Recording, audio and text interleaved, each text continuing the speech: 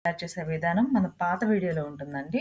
ఒకసారి మన లింక్‌లోకెళ్ళి చెక్ చేయండి. ఒకసారి చూడకపోతే గనక మన లింక్‌లోకెళ్ళి చూడండి.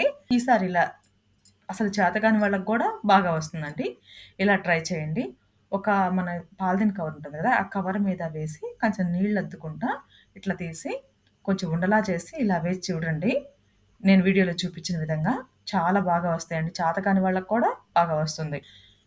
ఈ గారెపిండి కొంచెం రేత్రి పూట నానబెట్టుకున్న గారెలు 3 గంటలు లేకపోతే 3 గంటలన్నా నానబెట్టుకోవాలండి.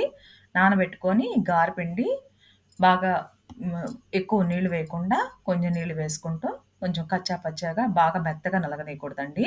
కొంచెం కచ్చా పచ్చాగా నలగనిచ్చుకొని దాన్ని రుబ్బుకోవాలండి. మెత్తగా రుబ్బుకొని పెట్టుకోవాలండి. దాంట్లో ఉల్లిపాయలు, పచ్చిమిరకాయలు, జీలకర్ర, కొత్తిమీర, తగినంత సాల్ట్ వేసుకొని బాగా దాన్ని కలుపుకోవాలండి. కలుపుకున్న తర్వాత దీన్ని తగినంత ఆయిల్